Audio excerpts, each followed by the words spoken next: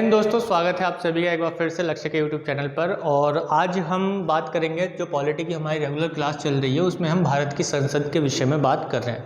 तो जो regular classes चल रही है इसमें कुछ ब्रेक आ जाता है कभी कभी। मैंने आप लोगों को पहले भी बताया कि कोई तकनीकी खराबी हो जाती है या किसी भी तरीके का जो एक ह्यूमन रिसोर्स है मेरे पास थोड़ा कम है और तकनीकी सुविधाएं भी थोड़ी कम है। इस वजह से सभी क्लासेस को थोड़ा मैनेज करना कभी कभी मुश्किल हो जाता है, तो इस वजह से क्लासेस जो है रेगुलर नहीं हो पाती हैं। तो चलिए उस चीज़ को हम पीछे छोड़ते हैं और आगे जो आज हम बात करेंगे वो बात करेंगे भारत की संसद में लोकसभा और कुछ अवधि जो दोनों सदनों की है उसके बारे में, जो महत्वपूर्ण फैक्टर हैं जिनसे क्वेश्चन आप किसी भी स्तर का एग्जाम दे रहे हो उनमें आपको आराम से मिल जाता है। तो भारत की संसद के विषय में हम लोग बात करेंगे, तो जल्दी से शेयर कर दीजिए अपने दोस्तों में, ज़्यादा से ज़्यादा शेयर कीजिए। मैं बार बार बोल रहा हूँ कि अगर आप लोगों का सपोर्ट रहा तो अब जल्दी ही जो है हम 1 बजे से हिंदी की क्लास शुरू करेंगे। हालांकि ये और क्लासेस जो हैं वो आधे घंटे की होती हैं ज़्यादा से ज़्यादा, या फिर 45 मिनट की होती हैं, 1 घंटे की पूरी नहीं हो पाती हैं, जैसे कि एडवांस मैथ है और या मैथ्स की क्लास है। तो ये पूरी 1 घंटे या उससे ज़्यादा चल सकती हैं। कारण यही है कि आप लोग सपोर्ट कीजिए ज़्यादा से ज़्यादा, आपको जो है और भी अच्छी और इंटरेस्टिंग क्लासेस आपको मिलेंगी और एक ही प्लेटफॉर्म पे आपकी तैयारी कंप्लीट हो जाएगी, चाहे वह आप किसी भी स्तर का एग्जाम दे रहे हो। मैं बार बार बोल रहा हूँ, आप यूपीएससी का एग्जाम दे रहे हो या 10+2 लेवल पे एसएससी जीडी का एग्जाम दे रहे हो, आपके क्वेश्चंस इनसे बाहर नहीं जाएंगे।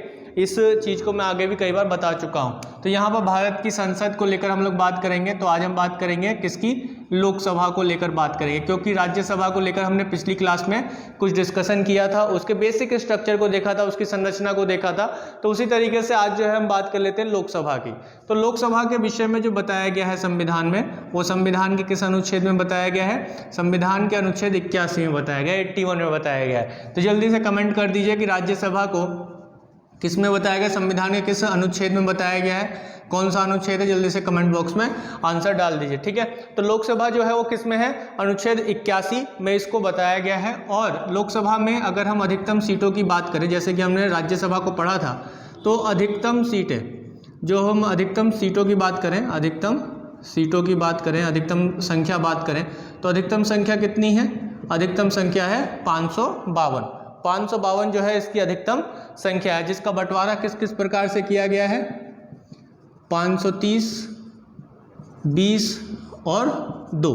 530 किसके लिए है? 530 है राज्यों के लिए और 20 किसके लिए है? संघ शासित प्रदेशों के लिए या केंद्र शासित प्रदेश, ठीक है। और 2 कौन से हैं? 2 हैं आपके मनोनीत। मनोनीत का कंसेप्ट अब खत्म हो चुका है। मैंने आपको पिछली क्लासेस में जब मैंने राष्ट्रपति की सारी क्लासेस की, जो राष्ट्रपति के बारे में मैंने आप लोगों को बताया था, पूरा कंसेप्ट मैंने क्लियर किया था कि राष्ट्रपति को मनोनीत करने की शक्ति है लोकसभा में 2 लोगों को। तो वहाँ पर मैंने एक कंसेप्ट आपको बताया था कि अब जो है राज्यसभा में, ये लोकसभा में कोई 2 व्यक्ति अब मनोनीत नहीं होंगे जो एंग्लो इंडियन मनोनीत होते थे। इसको अभी जो है संविधान संशोधन करके क्या कर दिया गया है? समाप्त कर दिया गया है। तो उस पर अभी हम लोग डिस्कशन करेंगे। तो अधिकतम सीटें जो निर्धारित की गई हैं वो कितनी है? 552 सीटें जो है अधिकतम निर्धारित की गई हैं। लेकिन जो वर्तमान में सीटों पर सदस्यों की संख्या कितनी है? यहाँ से क्वेश्चन बड़े आराम से पूछ सकता है कि सदस्यों की संख्या कितनी है। अभी जो सदस्यों की संख्या है वो कितनी है, यानी कि कितनी सीटें भरी हुई हैं। तो सीटें जो भरी हुई हैं भाई, वो भरी हुई हैं 545। कितनी भरी हुई है बच्चे? 545 सीटें भरी हुई हैं। तो 545 सीटों का अगर डिस्ट्रीब्यूशन देखें तो कैसे देखेंगे? तो 530 तो वही हैं जो आपके राज्यों की हैं, यानी कि राज्यों की सारी सीटें भरी हुई हैं। यानी किसी राज्य में अगर सीट की संख्या बढ़ जाती है तो बच्चे क्या होगा कि वहाँ पर संशोधन करके सीटों को बढ़ाना पड़ेगा लोकसभा में। लेकिन अगर हम बात करें इसका दूसरे डिस्ट्रीब्यूशन की, यानी कि अभी वर्तमान में कितने संघ शासित प्रदेशों से कितने सदस्य हैं? तो संघ शासित प्रदेशों से हैं 13 सदस्य। 13 सदस्य यानी कि इसका मतलब 7 सीटें खाली हैं। तो यूनियन टेरिटरीज, जो संघ शासित प्रदेश हैं, उनके सीटों की संख्या कितनी है? केवल अब सदस्यों की संख्या कितनी है? अभी 13 सदस्य हैं, यानी कि 7 सीटें कैसी हैं? खाली रख पड़ी हुई हैं, ठीक है, खाली पड़ी हुई हैं। इसके अलावा 2, तो ये तो मनोनीत होने का कंसेप्ट था ही, हालांकि अब ये मनोनीत नहीं होंगे। ये सीटें भी अब किधर ऐड हो जाएंगी आगे अभी भविष्य में हम देखेंगे क्या, कि ये जो 2 सीटें जो मनोनीत के लिए थी वो अब ऐड हो जाएंगी किसमें? जो राज्यों में बांट दी जाएंगी, जो राज्यों में कहीं पर सीटों की संख्या बांट दी जाएगी, या फिर इन 2 सीटों को भी खाली रखा जाएगा। कैसे रखा जाएगा?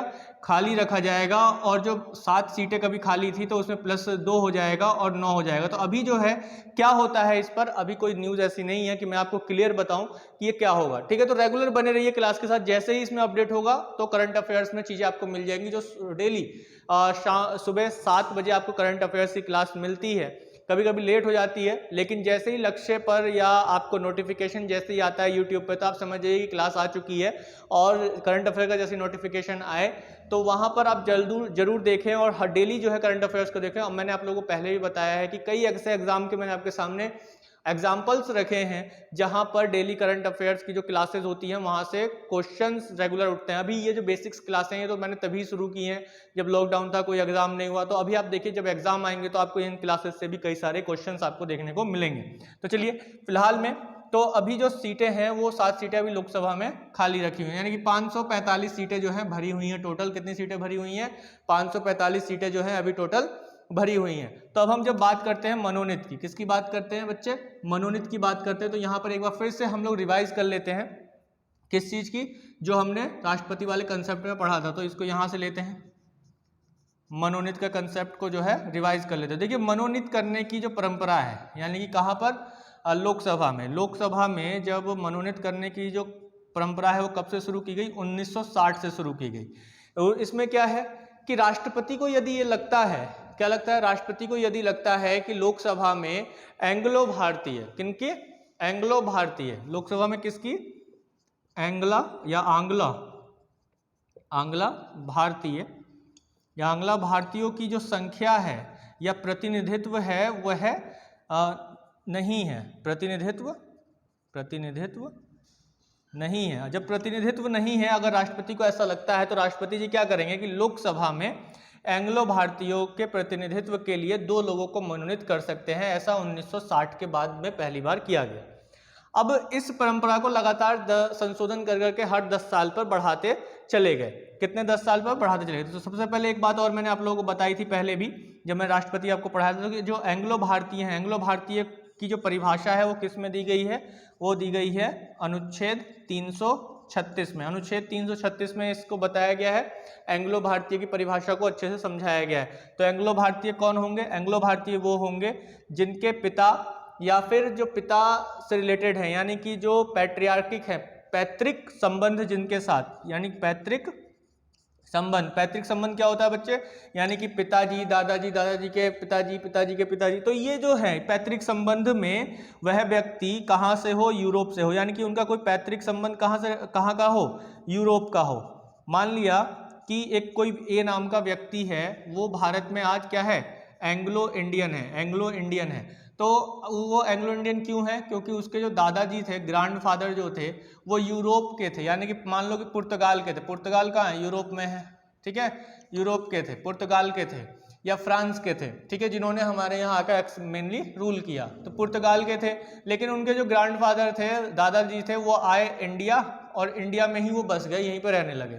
तो अब जो आज ए नाम का व्यक्ति है जो एंग्लो इंडियन है आज भारत में, तो वह किसका वंशज है? अपने ग्रैंडफादर का वंशज है जो पुर्तगाल से इंडिया आया था और बस गया था। तो उसे हम क्या बोलेंगे?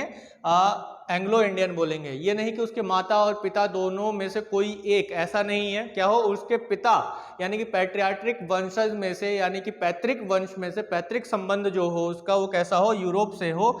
और जो यूरोप से है तो उसे क्या कहा गया? एंग्लो भारतीय कहा गया। जो कि ये परिभाषा किस में बताई गई है? ये परिभाषा अनुच्छेद 336 में बताई गई है। तो अब हम देखते हैं कि 1960 में संविधान में इस चीज़ को लाया गया कि लोकसभा में क्या किया जाएगा? एंग्लो भारतीयों को मनोनीत करने की शक्ति राष्ट्रपति में निहित की जाएगी। तो इसको शुरू किया गया कहाँ से? 1960 से शुरू किया गया। फिर इसके बाद हर साल, मतलब हर 10 साल पर जो है चेंज किया गया, बदला गया।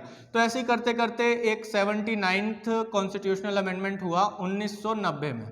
1990 में इसको संशोधन किया गया और संशोधन करके क्या कर दिया गया कि 2010 तक, कब तक के लिए? 2010 तक के लिए ये कर दिया गया कि ये जो भारतीय हैं, जो एंग्लो भारतीय हैं, उनको मनोनीत किया जाएगा।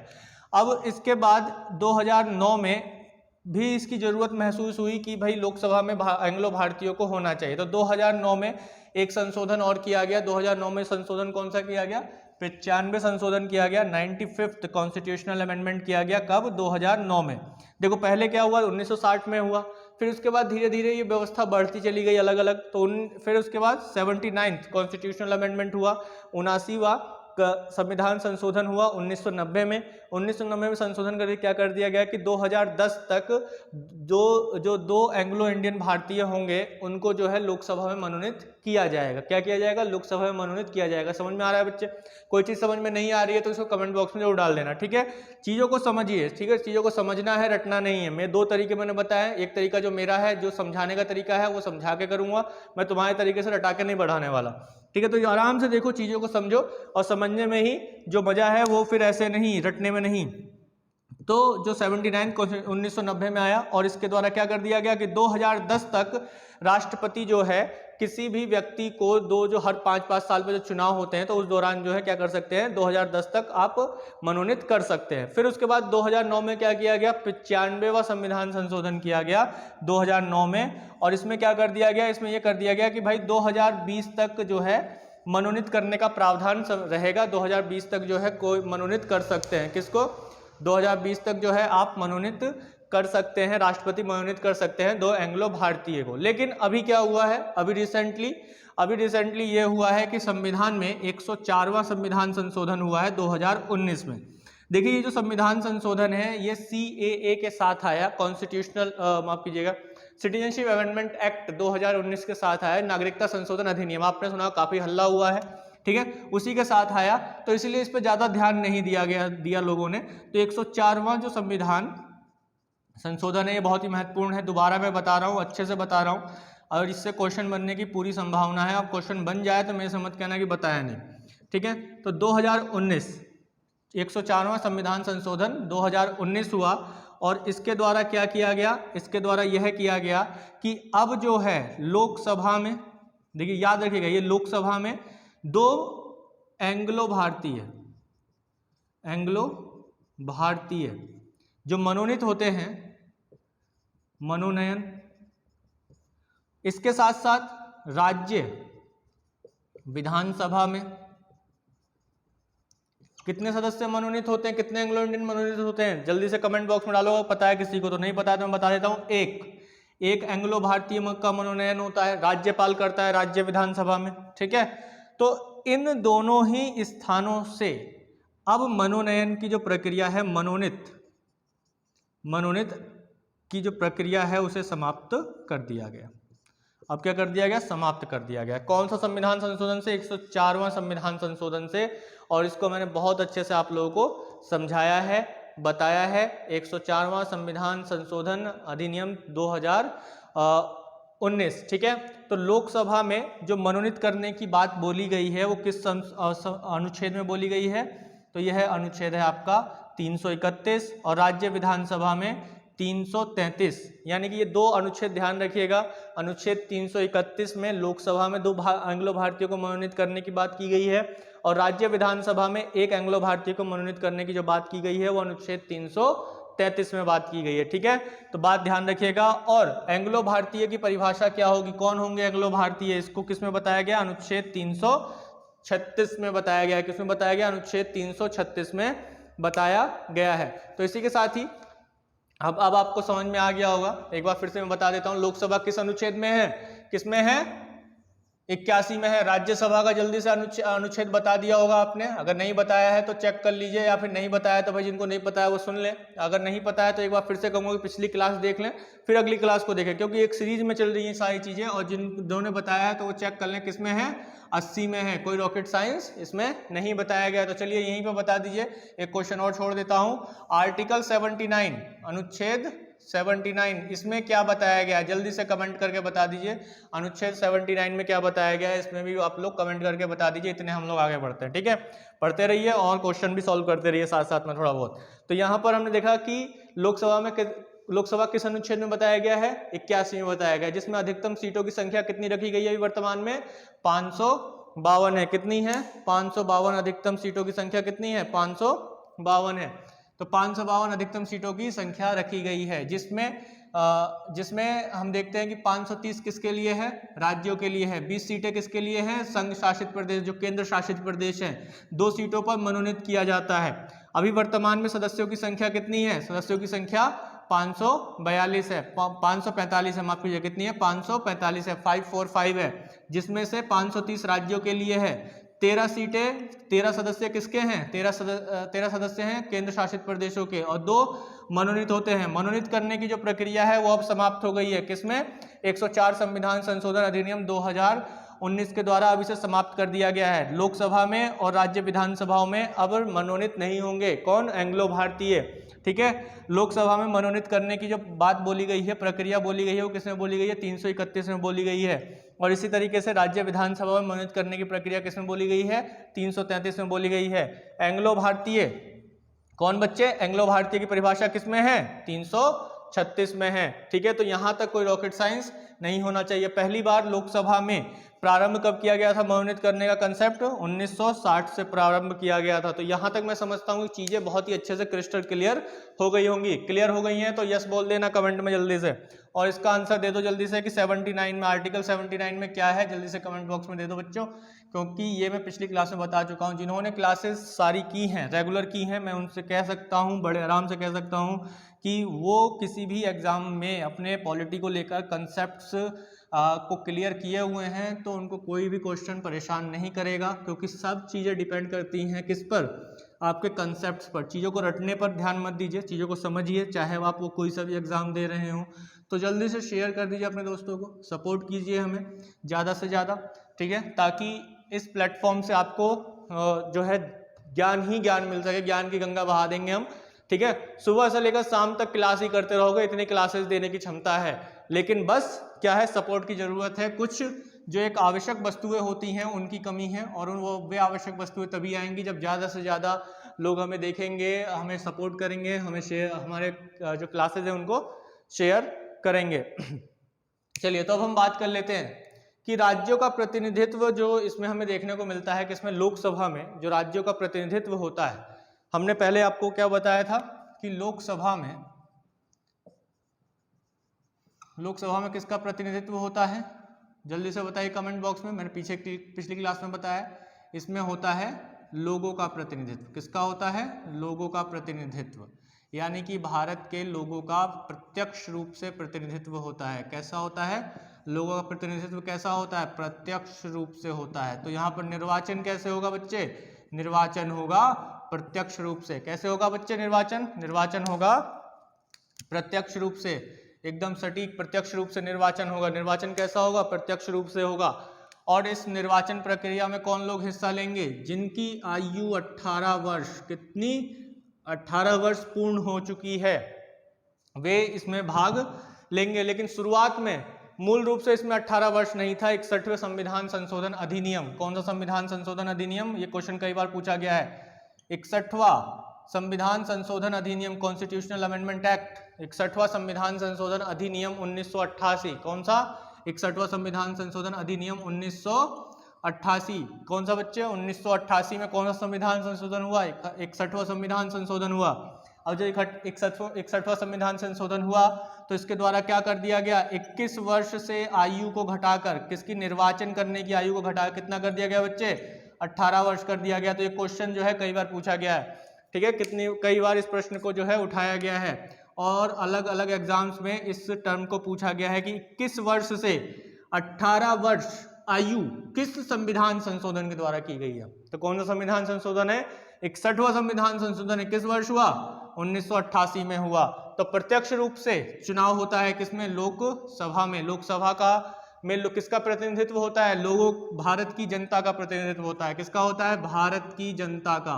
और भारत की जनता का प्रतिनिधित्व कैसा होता है, प्रत्यक्ष रूप से होता है। प्रत्यक्ष रूप से मतलब क्या है कि निर्वाचन भी कैसे होता है, प्रत्यक्ष रूप से होता है। यानी कि आप लोग वोट डालने जाते हैं, लोकसभा के चुनाव होते हैं, लोकसभा के चुनाव होने में कौन जाता है वोट डालने, आपकी तरफ से कोई मंत्री थोड़ी वोट डालता है, आप स्वयं अपना प्रतिनिधि चुनते हैं, आप अपने सांसद चुनते हैं या नहीं चुनते हैं। आपके एरिया के जो भी सांसद हैं उनको किसने चुना है, आपने सीधे चुना है। अगर आपकी आयु 18 वर्ष से ऊपर की है तो आपने वोट डाला है, आपकी वोट बनती है, ठीक है। इसी तरीके से अगर देखा जाए तो संघ राज्य क्षेत्रों में भी, किसमें बच्चे, संघ राज्य क्षेत्रों में भी हमें यही कंसेप्ट देखने को मिलता है कि इसमें शुरुआत में क्या था कि संघ राज्य क्षेत्रों में इस तरीके की व्यवस्था नहीं थी या इस तरीके की प्रक्रिया नहीं थी कि उनको जो है सीधे इसमें बांटा जाए, या फिर कहा जा सकता है कि शुरुआती दौर में हमारे संविधान में या हमारे भारतीय क्षेत्रों में संघ राज्य क्षेत्रों का कंसेप्ट जो है बाद में आया, कुछ दिनों बाद आया, जो आवश्यकता के अनुसार हमने जो है केंद्र शासित प्रदेशों को रखा। तब यहाँ पर क्या दिया गया कि जो संघ राज्य क्षेत्र हैं, संघ राज्य क्षेत्र हैं, क्या है, संघ राज्य क्षेत्र हैं, यूनियन टेरिटरी है। बच्चे सब कुछ समझ में ना आ रहा हो, कुछ समझ में ना आ रहा हो तो कमेंट बॉक्स में आंसर जरूर डालना, कमेंट बॉक्स में जो है जरूर अपना डाउट डालना, ताकि अगली क्लास में मैं आप लोगों का सॉल्व कर सकूं। ज़्यादा ज़्यादा शेयर कर दीजिए अपने दोस्तों में, ताकि मैं लाइव भी आ सकूं। लाइव आएंगे तो ज़्यादा अच्छा रहेगा। चलिए, तो संघ राज्य क्षेत्र, संघ राज्य क्षेत्र जो है वो बाद में बने, तो इसके लिए संसद को यह अधिकार दिया गया कि वह विधि द्वारा यह निर्धारित कर सकती है कि संघ राज्य क्षेत्रों का प्रतिनिधित्व लोकसभा में कैसे हो, प्रत्यक्ष रूप से हो या अप्रत्यक्ष रूप से हो। तो संसद ने क्या किया, संसद ने जो है प्रत्यक्ष रूप से ही रखा। संसद ने एक विधि बनाया, एक कानून बनाया, संघ राज्य क्षेत्र अधिनियम 1965। कौन सा बनाया, संघ राज्य क्षेत्र 1965। क्या बनाया बच्चे, संघ राज्य क्षेत्र 1965, संघ राज्य क्षेत्र 1965 बनाया। किसने, संसद ने। और इसके द्वारा क्या कर दिया गया, इसके द्वारा जो निर्वाचन है वह प्रत्यक्ष रूप से होगा, इस चीज को बता दिया गया। यानी कि जो सामान्य राज्य है वहां पर भी प्रत्यक्ष रूप से होगा, सीधे लोग वोट डालेंगे, और संघ राज्य क्षेत्रों में भी निर्वाचन जो है वो कैसा होगा, प्रत्यक्ष रूप से होगा। तो ये मूल संविधान में नहीं था, इसको एक विधि के द्वारा लाया गया। कैसे, संघ राज्य क्षेत्र 1965 में जो एक विधि बना, जो कानून बना, संघ राज्य क्षेत्र अधिनियम 1965, उसके द्वारा क्या किया गया, संसद ने क्या कर दिया कि निर्वाचन प्रत्यक्ष रूप से होगा। यानी कि यूनियन टेरिटरीज जो हैं वहां के लोग भी अपने लोकसभा में प्रत्यक्ष रूप से सदस्यों को चुन सकते हैं। यहाँ पे आप आराम से इस चीज को समझ सकते हैं। क्लियर है। तो लोकसभा के सदस्यों को प्रत्यक्ष रूप से चुनने का जो राइट संघ राज्य क्षेत्रों के सदस्यों को, लोगों को दिया गया, वो संघ राज्य क्षेत्र अधिनियम 1965, अधिनियम 1965, अधिनियम लिख लेना, ठीक है। कभी कहो कि लिखा नहीं है सर ने, तो हम भी नहीं लिखेंगे, नहीं, वहाँ पे मैं बोल रहा हूँ लगातार। तो संघ राज्य क्षेत्र अधिनियम 1965 में निर्वाचन प्रत्यक्ष रूप से होगा। संघ राज्य क्षेत्रों में लोकसभा में के सदस्य चुने जाएंगे। कैसे, लोकसभा के सदस्य कैसे चुने जाएंगे बच्चे, प्रत्यक्ष रूप से चुने जाएंगे, यूनियन टेरिटरीज से भी, ठीक है। कैसे चुने जाएंगे, प्रत्यक्ष रूप से ही चुने जाएंगे। बात समझ में आ गई, क्लियर है। तो यहाँ तक कोई रॉकेट साइंस नहीं है कि आप लोगों को कुछ समझ में ना आया हो। सिंपल और चीज़ें लेकर चल रहा हूँ मैं यहाँ पर, कोई भी ऐसी चीज़ें नहीं है जो आपके समझ में ना आई हो। मैं इस बात की आशा करता हूँ, पूरी कामना करता हूँ। और कोई भी फिर भी कोई चीज़ रह जाती है, कोई डाउट रह जाता है, तो वो कमेंट बॉक्स में जरूर डाल देना। सब चीज़ें जो हैं फैक्चुअल चल रही हैं, कंसेप्चुअल चल रही हैं। अगर दोनों को आप एक साथ लेकर चलेंगे तो आपको बहुत आराम से चीज़ें याद हो जाएंगी। करंट अफेयर्स को बेसिक के साथ में बताने की पूरी कोशिश कर रहा हूं, तो करंट अफेयर्स और बेसिक साथ में लेके चलिए। जो भी चीज़ें करंट अफेयर्स में अगर पॉलिटी रिलेटेड है तो उसे पॉलिटी के साथ जोड़कर देखिए। अगर किसी तरीके से अगर आप लोगों ने हिस्ट्री को लेकर करंट अफेयर्स में कोई चीज़ें देखी है तो हिस्ट्री से जोड़ के देखिए। ज्योग्राफी से कोई चीज़ देखिए, ज्योग्राफी से लेकर देखिए। जैसे कि इसमें हम अक्सर देखते हैं, जैसे इससे आपका जो क्वेश्चन है पॉलिटी से अक्सर उठ सकता है। जैसे कि अभी आपने अगर करंट अफेयर्स देखा होगा तो उसमें एक क्वेश्चन मैंने आप लोगों के साथ डिस्कस किया था कि अभी हाल ही में राष्ट्रीय मानवाधिकार आयोग के अध्यक्ष कौन चुने गए। तो राष्ट्रीय मानवाधिकार आयोग के बारे में कौन कौन से अनुच्छेद है, कैसी निकाय है, संवैधानिक या असंवैधानिक है, उसका गठन कब किया गया, उसके सदस्यों की नियुक्ति कौन करता है, अध्यक्ष की नियुक्ति कौन करता है, वो है अध्यक्ष को नियुक्त करने के लिए समिति के अध्यक्ष कौन होते हैं, समिति कैसे बनती है, ठीक है। ये सारी चीजें मैंने बताया। उसमें उसका कार्यकाल कौन निर्धारित करता है। तो अगर करंट अफेयर्स आप देख रहे हैं रेगुलर, तो आप ये समझिए कि पॉलिटी का भी बहुत बड़ा हिस्सा आप लोग कवर अप कर रहे हैं। तो साथ में बने रहिए। करंट अफेयर्स डेली का सुबह 10 क्वेश्चन होते हैं और 10 क्वेश्चन टॉप क्वेश्चन होते हैं। जो रेगुलर 10-10 क्वेश्चन देख रहे हैं तो आप समझ सकते हैं मंथ के कितने क्वेश्चन हो सकते हैं। और अगर आप मंथ के सभी क्वेश्चंस, इतने सारे करंट अफेयर्स के क्वेश्चंस देख रहे हैं तो ये समझ लीजिए कि आपको कोई नहीं रोक सकता है करंट अफेयर्स में भी आगे बढ़ने से। उसके भी आप अगर रेगुलर नोट्स तैयार कर रहे हैं, नोट्स बना रहे हैं, तो आपको जो है सारी चीज़ें बड़ी आसानी से उपलब्ध हो जाएंगी, यानी कि आपको एग्जाम में कोई दिक्कत नहीं होगी। चलिए, तो अब हम आगे बढ़ते हैं। आगे का कंसेप्ट कुछ ऐसा है कि जो लोकसभा है, हम जानते हैं कि लोकसभा में जो हमारा जो शेड्यूल कास्ट है और जो शेड्यूल ट्राइब है उसको क्या दिया गया है, आरक्षण दिया गया है, उस पर सीटों का आरक्षण दिया गया। तो देखिए अभी एक बार फिर से एक और संविधान संशोधन, एक और करंट अफेयर्स को जोड़ेंगे हम यहीं पर ही, इसी करंट अफेयर्स को, इसी संशोधन को जो अभी हमने पीछे देखा। तो अनुसूचित जाति और अनुसूचित जनजाति, ठीक है, इनके लिए क्या किया गया, सीटों को आरक्षण किया गया है, सीटों का आरक्षण। कहाँ? लोकसभा में, लोकसभा में सीटों का आरक्षण। समझे बच्चे? देखिए लोकसभा में जो सीटों का आरक्षण था ये शुरुआत में एक तरीके से कहा जा सकता है कुछ विशेष समय के लिए था। हालांकि हमारा संविधान किसी भी धर्म या किसी विशेष धर्म के लिए एक प्रतिनिधित्व का प्रावधान नहीं रखता है कि इस विशेष धर्म के लिए एक अलग प्रतिनिधित्व होना चाहिए, लेकिन जनसंख्या के अनुपात में अनुसूचित जाति और जनजाति के लिए कुछ संरक्षण या सीटें निर्धारित की गई हैं लोकसभा में। संविधान किसी भी धर्म विशेष के लिए प्रतिनिधित्व का त्याग करता है, लेकिन अनुसूचित जाति और जनजाति का प्रतिनिधित्व ठीक प्रकार से ना होने के कारण, जनसंख्या के अनुपात में उनका एक प्रतिनिधित्व ना हो पाने के कारण उस आधार पर उनके लिए जो है सीटें आरक्षित की गई हैं। कहाँ पर? लोकसभा में। देखिए लोकसभा में आरक्षित की गई हैं, राज्य विधानसभाओं में आरक्षित की गई हैं, और इसके साथ साथ जो म्यूनसिपैलिटीज़ हैं और जो ग्राम पंचायतें हैं उनमें भी सीटों का आरक्षण किया गया है अनुसूचित जाति और जनजाति के लिए। तो ये बात ध्यान में रखिएगा। तो अब हम लोग देखते हैं कि जो लोग SC और ST हैं उनमें लोकसभा में सीटों का जो क्या किया गया, आरक्षण किया गया। तो प्रारंभ में कब कैसे किया गया था? जो शुरुआत थी, पहली बार इसकी शुरुआत जो देखी गई, शुरुआत हम देखते हैं 1960 से, ठीक है। कब से देखते हैं? 1960 से। तो इसको जो है 10 वर्ष तक के लिए किया गया था, लेकिन धीरे धीरे हर 10 वर्ष बाद इसमें संशोधन कर करके जो है इसे आज तक अभी तक बढ़ाकर लाया ही गया है, ठीक है। जैसे कि शुरुआत में 1960 में किया गया था, फिर मैंने अभी आपको बताया कि 79th कॉन्स्टिट्यूशनल अमेंडमेंट हुआ। 79th कॉन्स्टिट्यूशनल अमेंडमेंट हुआ कब? 1990 में। 1990 में हुआ। फिर इसको और आगे बढ़ा दिया गया। इसको और आगे बढ़ा गया कब तक के लिए किया गया? माफ कीजिएगा, 1999 में है ये। पीछे भी जो है आप 1999 कर लीजिएगा। 1990 में लिख रहा हूँ, शायद मैंने 1990 लिखा था या 99 लिखा था, एक बार आप पीछे रिवाइंड करके देख लीजिएगा। अगर वहाँ पे मैंने 1990 लिखा है तो 1999 लिख लीजिएगा। तो 1999 में किया गया था, और 1999 में जब इसे किया गया था तो इसे 2010 तक के लिए बढ़ा दिया गया था, कि यानी कि 2010 तक जो है लोकसभा में अनुसूचित जाति और जनजातियों को सीटों का आरक्षण दिया जाएगा। और इसी तरीके से इसमें क्या किया गया था, एक बार फिर से दोहराते हैं कि 2 एंग्लो इंडियंस है ना, 2 लोगों को मनोनीत किया जाएगा, ठीक है। कब तक के लिए? 2010 तक के लिए, ठीक है। 1960 में इनकी भी शुरुआत की गई थी। अब दोनों को एक साथ लेकर समझ लेंगे, ठीक है। 1960 में मनोनीत की भी शुरुआत की गई थी और सीटों में आरक्षण दिया गया था SC ST को। फिर हर 10 साल पर इनको बढ़ाया गया, इन दोनों को एक साथ किया गया था। तो 79th कॉन्स्टिट्यूशनल अमेंडमेंट 1999 यानी कि 79वां संविधान संशोधन अधिनियम 1999 के द्वारा क्या किया गया कि मनोनीत करने की शक्ति को राष्ट्रपति की, और इसके साथ साथ जो SC ST हैं उनकी सीटों की संख्या लोकसभा में 2010 तक के लिए बढ़ा दी गई, कि 2010 तक जो है उनके लिए सीटें आरक्षित रहेंगी। फिर इसके बाद 2009 में कौन सा संविधान संशोधन होता है? 95th कॉन्स्टिट्यूशनल अमेंडमेंट एक्ट 2009, ठीक है, 2009।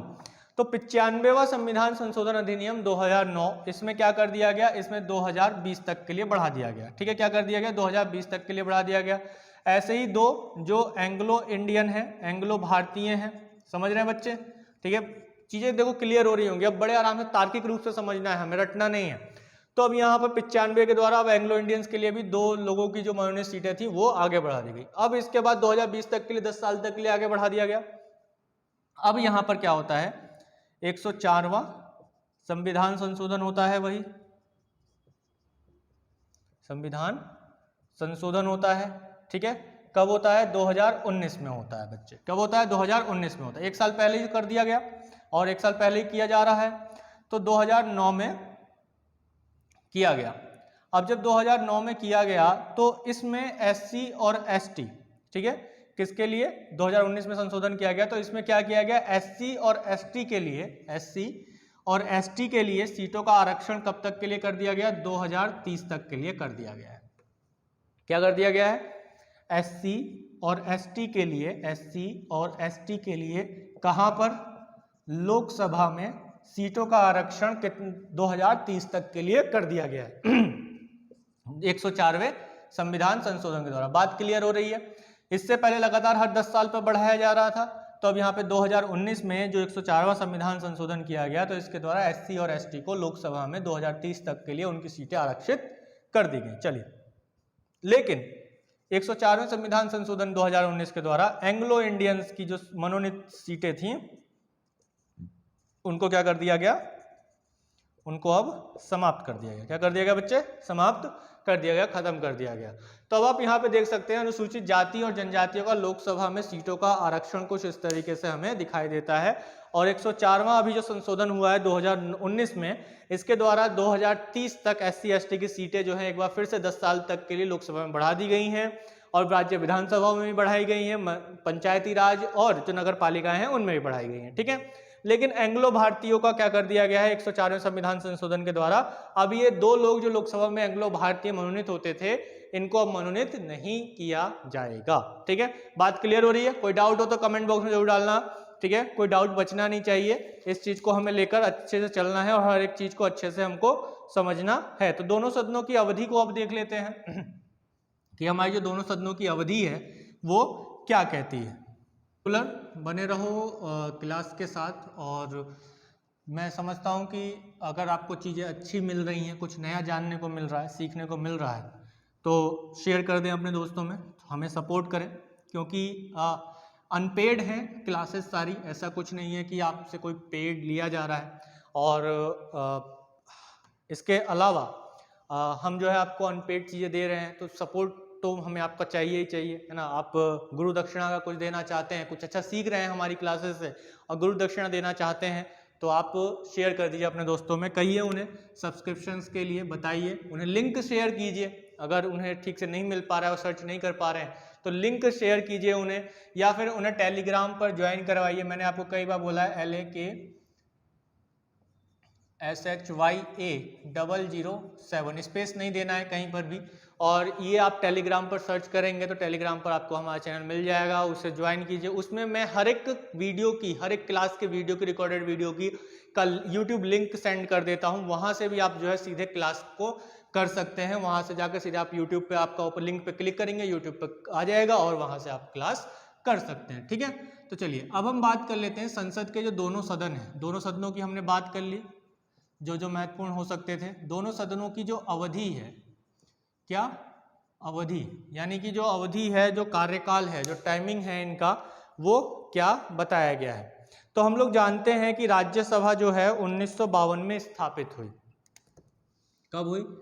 सबसे पहले अगर हम बात करें किसकी, राज्यसभा की, अगर हम बात करें राज्यसभा की बात करें तो राज्यसभा 1952 में स्थापित हुई और तब से ये निरंतर चलने वाली संस्था है। कैसी है बच्चे? निरंतर चलने वाली संस्था है। निरंतर चलने वाली संस्था का मतलब क्या हो गया? ये हो गया कि बच्चे ये स्थायी संस्था है। कैसी संस्था है? स्थायी संस्था है। इसको जो है कोई भी विघटित नहीं कर सकता है। स्थायी संस्था, ये खत्म नहीं हो सकती है, रेगुलर निरंतर जो है चल सकती है। स्थायी संस्था का मतलब क्या हो गया कि यह कभी भी विघटित नहीं होगी, यानी कि यह विघटित नहीं होगी। देखिए कितने सारे कंसेप्ट आ गए यहीं पे, इन सबसे क्वेश्चन बनता है। एक तरफ से क्वेश्चन बनता है, राज्यसभा की स्थापना 1952 में की गई और ये निरंतर चलने वाली संस्था है। कैसी है? निरंतर चलने वाली संस्था है, तो इस वजह से क्या हो गई है? स्थायी संस्था है, और स्थायी संस्था होने की वजह से ये विघटित नहीं हो सकती है, ठीक है। यह विघटित नहीं हो सकती है। तो फिर इसमें सदस्यों का क्या होगा? तो इसमें सदस्यों का कुछ इस तरीके से काम लिया गया कि भाई जो 1/3 सदस्य हैं, कैसे 1/3 मेंबर्स, 1/3 मेंबर जो हैं वो क्या होंगे? हर दूसरे वर्ष पर क्या होंगे? सेवानिवृत्त होंगे, सेवानिवृत्त होंगे। तो अक्सर कुछ स्टूडेंट ये होते हैं जो क्वेश्चन पूछते हैं, यार हमें समझ में नहीं आता है कि हर 2 वर्ष पर हर दूसरे वर्ष क्या होगा कि ये सेवानिवृत्त होंगे, है ना, इनको निकाला जाएगा, तो आगे कैसे इनका मतलब कार्यकाल पूरा कैसे होगा, जबकि हम देखते हैं कि कार्यकाल कितना होता है ना, कार्यकाल कितना होता है। तो इसका कार्यकाल कितना रखा गया, इसका कार्यकाल रखा गया 6 वर्ष रखा गया। कितना रखा गया, 6 वर्ष रखा गया भैया। कितना रखा गया, 6 वर्ष रखा गया, 6 वर्ष रखा गया। तो हर दूसरे वर्ष सेवानिवृत्त हो सकते हैं। और एक और बात ध्यान रखिएगा कि अगर कोई व्यक्ति राज्यसभा से सेवानिवृत्त होता है, रिटायर होता है, तो वो कितनी ही बार भी जो है वो राज्यसभा का सदस्य बनकर दोबारा से आ सकता है। वो दोबारा से भी राज्यसभा का सदस्य चुना जा सकता है या फिर मनोनीत हो सकता है। मनोनीत कितने होते हैं राज्यसभा में, पिछली वीडियो में मैंने आप लोगों को बताया था कितने सदस्य होते हैं, 12 सदस्य मनोनीत होते हैं। किन किन क्षेत्रों से होते हैं, वो 4 क्षेत्र जल्दी से कमेंट बॉक्स में डाल दीजिए। और जल्दी से कमेंट बॉक्स में आपने इसका भी डाल दिया होगा आंसर कि आर्टिकल 79 में क्या है। तो आर्टिकल 79 में क्या है, संसद का गठन। क्या है, संसद का गठन बताया गया है, जिसमें 3 है। 3 कौन कौन है वो भी कमेंट बॉक्स में जल्दी से डाल दीजिए। क्वेश्चन आंसर भी साथ में लेके चल रहे हैं और चीजें आपके समझ में आ भी रही होंगी। तो यहाँ पर कार्यकाल कितना है, 6 वर्ष का कार्यकाल रखा गया। कितने वर्ष का कार्यकाल रखा गया है, 6 वर्ष का कार्यकाल रखा गया है। जब पदावधि जो है रखी गई है वो 6 वर्ष की रखी गई है। तो उस पर अभी हम बात करेंगे, लेकिन उससे पहले यहाँ पर हम देखते हैं कि हर दूसरे वर्ष क्या होता है कि 1/3 सदस्य सेवानिवृत्त होते हैं। और हर तीसरे वर्ष जो अभी मैंने बताया कि 12 सदस्य मनोनीत होते हैं। कितने सदस्य मनोनीत होते हैं, 12 सदस्य मनोनीत होते हैं। तो 12 सदस्यों को मनोनीत कौन करता है, राष्ट्रपति करता है। कौन करता है बच्चे, राष्ट्रपति करता है। हर तीसरे वर्ष राष्ट्रपति मनोनीत करता है। कितने सदस्यों को, 12 सदस्यों को मनोनीत करता है। कितने को मनोनीत करता है, 12 सदस्यों को मनोनीत करता है हर तीसरे वर्ष। कितने वर्ष, हर तीसरे वर्ष, ये याद रखना। हर दूसरे वर्ष क्या होता है, 1/3 सदस्य सेवानिवृत्त हो जाते हैं। कैसे हो जाते हैं, सेवानिवृत्त हो जाते हैं। कहां से, राज्यसभा से। अभी हम बात कर रहे हैं किसकी, अवधि की बात कर रहे हैं। अब हम सदनों की अवधि के बारे में बात करेंगे, ठीक है। इसके बाद अगर हम बात करें कि संविधान सभा में राज्यसभा का जो ये कार्यकाल है, माफ कीजिएगा, संविधान में राज्यसभा का जो ये कार्यकाल है 6 वर्ष का, इसको नहीं बताया गया है। इसको कोई निर्धारित नहीं किया गया कि जो राज्यसभा का जो कार्यकाल होगा वो कितना होगा, ये नहीं बताया गया है। किसमें, संविधान में। किसमें नहीं बताया गया है, संविधान। अब जाहिर सी बात है, जब संविधान में नहीं बताया गया तो इसको निर्धारित किया गया होगा, ठीक है। तो बच्चे क्या, कार्यकाल। तो जो कार्यकाल है वह संविधान में निर्धारित नहीं है, संविधान में निर्धारित नहीं है, समझ गए। तो ये संविधान में निर्धारित नहीं है। राज्यसभा का जो कार्यकाल है वो संविधान में निर्धारित नहीं है कि भाई 6 साल होगा, 5 साल होगा, 4 साल होगा, 2 साल होगा या आजीवन होगा। ऐसा कुछ जो है निर्धारित नहीं किया गया है। तो राष्ट्रपति जो है हर तीसरे वर्ष तो मनोनीत करता है 12 सदस्यों को। हर दूसरे वर्ष राज्यसभा से 1/3 सदस्य सेवानिवृत्त हो सकते हैं, लेकिन कार्यकाल जो है क्या होगा, इस संविधान में निर्धारित नहीं किया गया है। तो इसको किस पर छोड़ दिया गया, तो अब सीधी सी बात है, कार्यकाल कौन निर्धारित करेगा, तो संसद निर्धारित करेगी। कि जो संसद है उस पर क्या कर दिया गया, छोड़ दिया गया कि भाई संसद जो है राज्यसभा के कार्यकाल को निर्धारित करे। और इसके लिए संसद ने क्या एक कानून बनाया, जन प्रतिनिधित्व अधिनियम 1951। और जितने भी चुनाव वगैरह होते हैं वो इसी अधिनियम के अंतर्गत भी किए जाते हैं। जन प्रतिनिधित्व अधिनियम 1951, जन प्रतिनिधित्व अधिनियम 1951, पीपल्स रिप्रेजेंटेशन एक्ट 1951। इसमें जो है राष्ट्रपति को पहली राज्यसभा के सदस्यों की अवधि को निर्धारित करने और अवधि को कम, इसमें पहले क्या निर्धारित किया गया, इसमें 6 वर्ष निर्धारित किया गया। कितना निर्धारित किया गया, 6 वर्ष निर्धारित किया गया। और राष्ट्रपति को यह अधिकार दिया गया कि जो पहली राज्यसभा थी उसके सदस्यों की जो अवधि है उसको वह कम कर सकता था। ठीक है, यह अधिकार दिया गया राष्ट्रपति को, किसके द्वारा, जन प्रतिनिधित्व अधिनियम के द्वारा, कि सदस्यों की जो पदावधि है उसको कम करने का अधिकार किसको दिया गया, राष्ट्रपति को दिया गया। और यह किस अधिनियम के अंतर्गत निर्धारित किया गया कि 6 वर्ष कार्यकाल होगा राज्यसभा के सदस्यों का, जन प्रतिनिधित्व अधिनियम 1951। किसके द्वारा? जन प्रतिनिधित्व अधिनियम 1951 के द्वारा 6 वर्ष निर्धारित किया गया राज्यसभा के सदस्यों का कार्यकाल। समझ में आ रहा है बच्चे? अभी तक तो इतना ही रटते होगे कि 6 वर्ष है, 6 वर्ष है, 6 वर्ष है। अब क्या समझोगे? अब ये बात बोलोगे कि जन प्रतिनिधित्व अधिनियम 1951 के द्वारा क्या किया गया? राज्यसभा के सदस्यों का कार्यकाल कितना है? 6 वर्ष है। अब आपको इसके होने का कारण पता है, ठीक है? ये संविधान में नहीं है, ये बात भी ध्यान में रखना। ये संविधान में निर्धारित नहीं किया गया है। जैसे लोकसभा के सदस्यों का कार्यकाल कितना है? 5 वर्ष है, वो निर्धारित है, लेकिन इसको निर्धारित नहीं किया गया है कि भाई 6 वर्ष होगा, 5 वर्ष होगा, 7 वर्ष होगा। तो ये अच्छे से आप लोगों का क्लियर हो चुका होगा, समझ में आ गई होगी बात मेरे, ठीक है? मेरी बात जो है आपके समझ में आ गई होगी।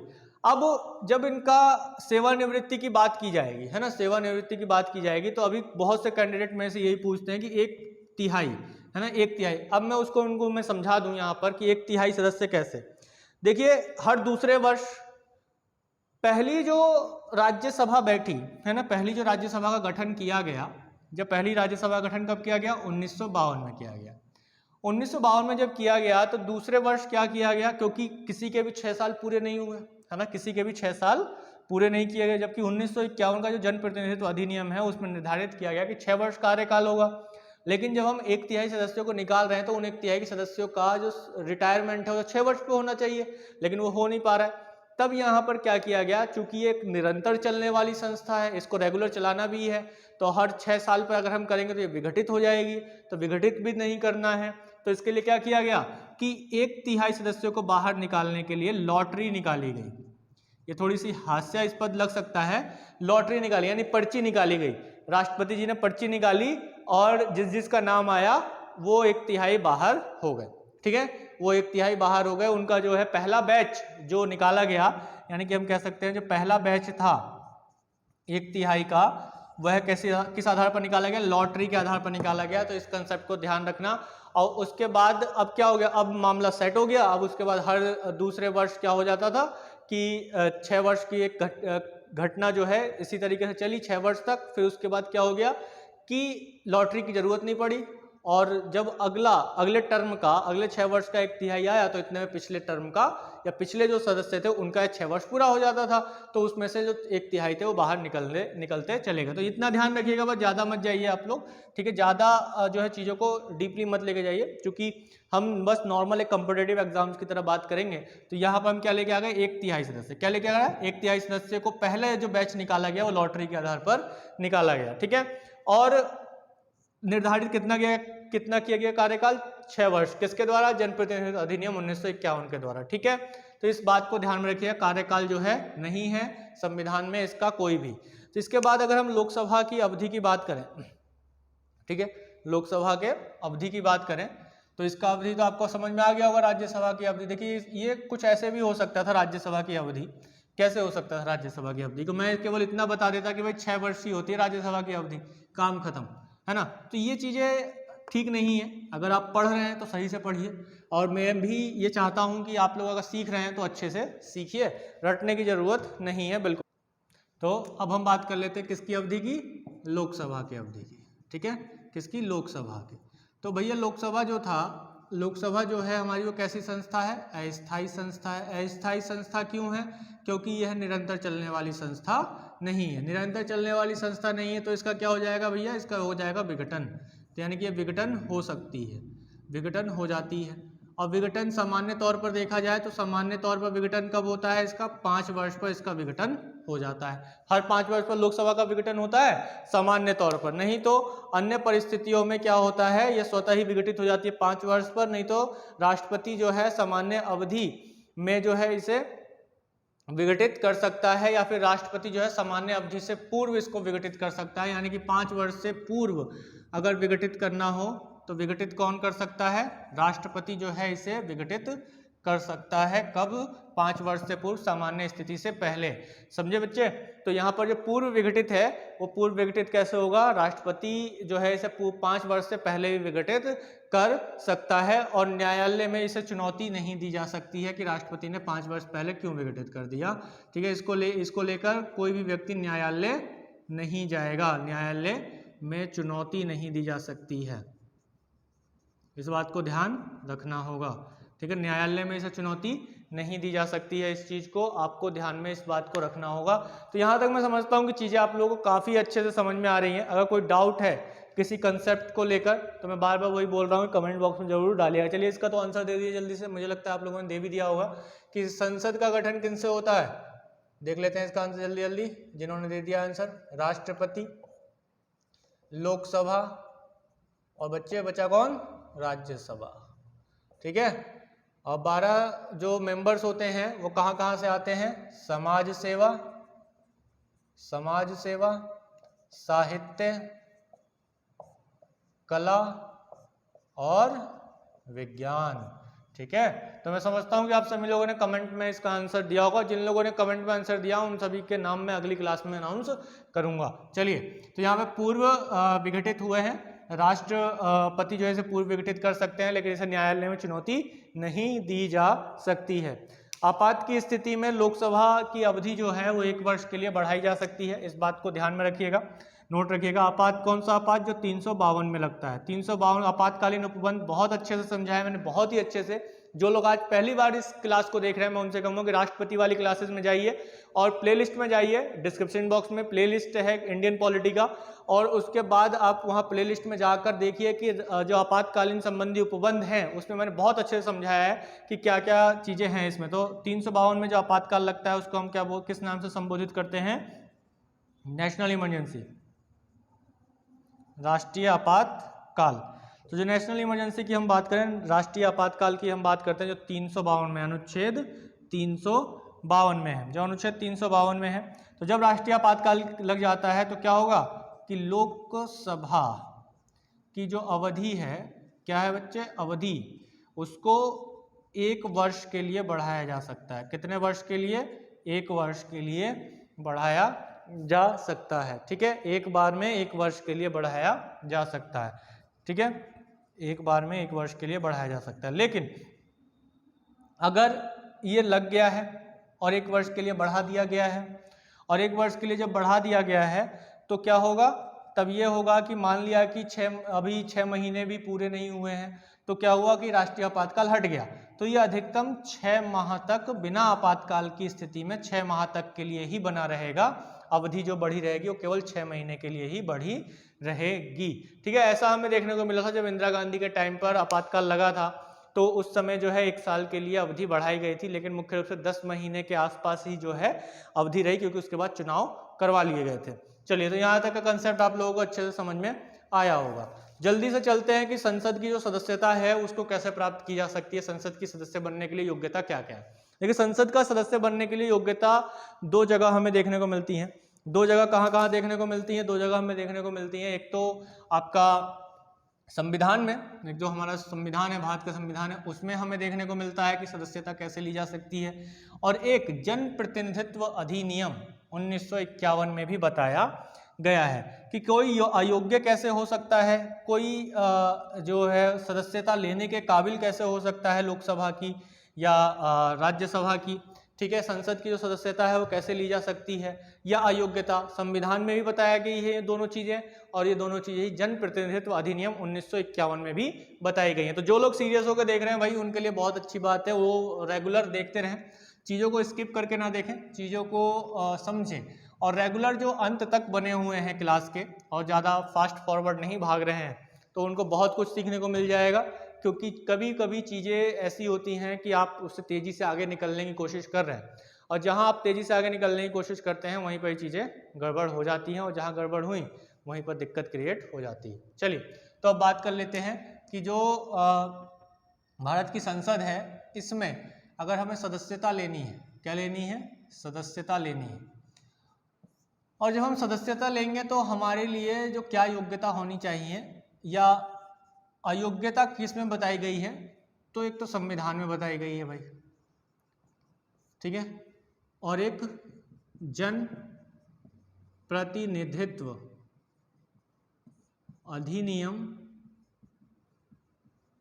1951 में बताई गई। ठीक है, बहुत ही कंसेप्चुअल चीज़ों को बताने जा रहा हूँ, आराम से समझिएगा। ठीक है, अक्सर आप इन चीज़ों को रटते हैं, समझने की जरूरत है, और उन्हीं चीज़ों को हम देखेंगे जिनसे क्वेश्चंस रेगुलर उठते हैं। संविधान में जो बताया गया क्या क्या, सबसे पहली बात कि भाई कहाँ का नागरिक हो, भारत का नागरिक हो। कहाँ का नागरिक हो बच्चे, भारत का नागरिक हो। ठीक है। दूसरी बात क्या बोली गई है कि चुनाव आयोग द्वारा अधिकृत, है ना, चुनाव आयोग द्वारा अधिकृत किसी अधिकारी, है ना, किसी व्यक्ति को के समक्ष या किसी अधिकारी के समक्ष, किसी व्यक्ति के समक्ष शपथ पत्र या शपथ क्या करे, समक्ष शपथ ले, शपथ पत्र दे और शपथ ले। ठीक है। जब भी कोई व्यक्ति चुनाव लड़ने जाता है तो क्या करता है, सबसे पहले जो अपना नॉमिनेशन दाखिल करता है तो उसमें कोई व्यक्ति एक शपथ लेता है जिसे चुनाव आयोग जो है डालता है, एक शपथ पत्र जारी होता है। ठीक है। इसके अलावा हम क्या देखते हैं कि राज्यसभा के लिए 30 वर्ष आयु होनी चाहिए। राज्यसभा के लिए कितनी होनी चाहिए बच्चे, 30 वर्ष होनी चाहिए। और लोकसभा के लिए 25 वर्ष होनी चाहिए। ये योग्यता बता रहा हूं मैं बस, केवल अयोग्यता नहीं। कभी कुछ लोग कहेंगे मानसिक रूप से विकृत नहीं होना चाहिए, वो अयोग्यता में आएगा। ठीक है, वो योग्यता में नहीं आएगा। अभी हम बात कर रहे हैं किसकी, योग्यता की बात कर रहे हैं। ठीक है, क्या योग्यता होती है, तो मुख्य रूप से 3 योग्यताएं जो है हमें दिखाई देती हैं। इसके अलावा अगर हम जनप्रतिनिधित्व अधिनियम की बात करें तो ये आयु है 30 और 25 कितनी है, आयु बताई गई है। इसको इनसे क्वेश्चन कई बार पूछा जाता है। जनप्रतिनिधित्व अधिनियम से क्या बताया गया है कि पहली बात कि अगर कोई व्यक्ति चुनाव लड़ रहा है तो उसे उस निर्वाचन क्षेत्र का पंजीकृत मतदाता होना चाहिए। ठीक है, उसे क्या होना चाहिए, यानी कि वह भारत में अगर कहीं से चुनाव लड़ रहा है तो भारत में किसी क्षेत्र का पंजीकृत क्या होना चाहिए, मतदाता होना चाहिए, मतदाता होना चाहिए। यानी कि उसका नाम जो है वोटर लिस्ट में होना चाहिए, तभी वह चुनाव लड़ सकता है। कोई व्यक्ति वोट डाल सकता है, चुनाव लड़ सकता है। लेकिन कोई भी मतदाता देश के किसी भी निर्वाचन क्षेत्र में चुनाव लड़ सकता है। यानी कि हम ये कह सकते हैं कि कोई भी जो व्यक्ति है वो कोई भी मतदाता देश के किसी भी निर्वाचन क्षेत्र से चुनाव लड़ सकता है। यानी कि उसे जो है किसी भी क्षेत्र में पंजीकृत होना चाहिए वोट डालने के लिए। यानी कोई व्यक्ति है कि भाई बुलंदशहर है, बुलंदशहर में वोटर लिस्ट तैयार हुई तो उस वोटर लिस्ट में नाम है किसी ए नाम के व्यक्ति का। अब वो लड़ना चाहता है गाजियाबाद से चुनाव।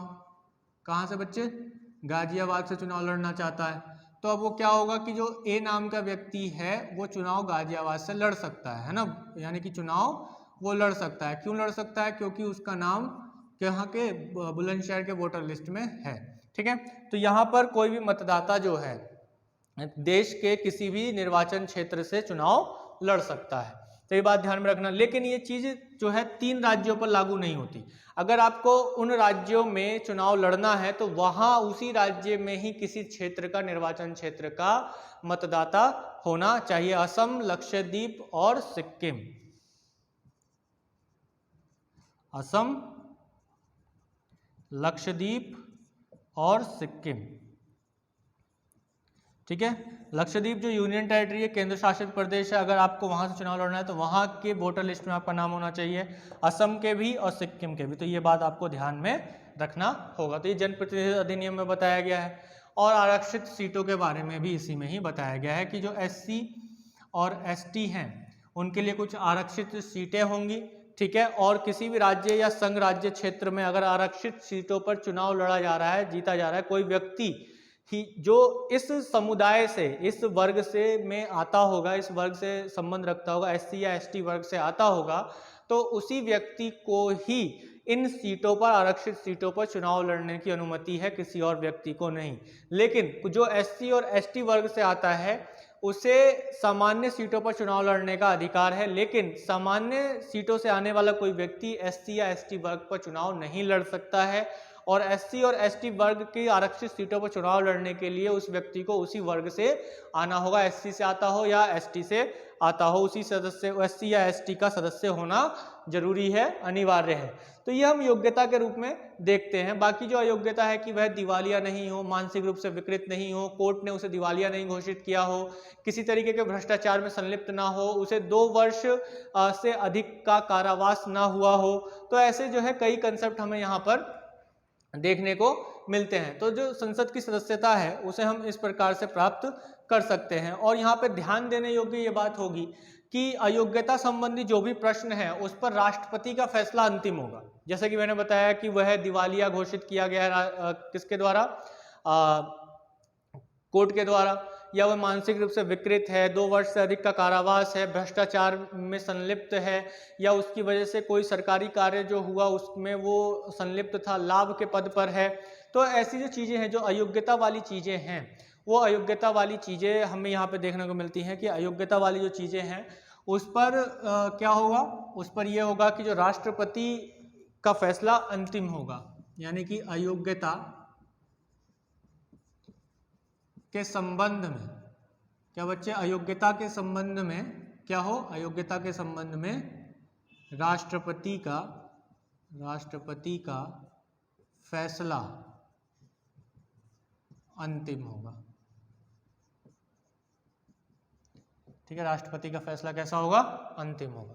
तो बात यहाँ पर क्लियर हो गई। ठीक है, कोई भी डाउट अगर बनता है क्लास में आपके मन में तो उसे कमेंट बॉक्स में जरूर डालिएगा। एग्जाम्स के लिए रेडी हो जाइए, जल्द से जल्द जो है आपके एग्जाम्स आने वाले, अनाउंस होने वाले हैं, जो भी आप लोगों ने रखे हैं, क्योंकि स्थितियां आप जो है देश में सुधर रही हैं और सुधरनी भी चाहिए, गाड़ियां फिर से पटरी पर आनी चाहिए और आप लोग आगे बढ़ने चाहिए, आप अपने लक्ष्य को प्राप्त करते रहने चाहिए। तो यहाँ पर रेगुलर बने रहें और शेयर करें अपने दोस्तों में, ज़्यादा से ज़्यादा सपोर्ट कीजिए अपना। और वीडियो के अंत तक बने रहने के लिए बहुत बहुत धन्यवाद। जय हिंद, जय भारत।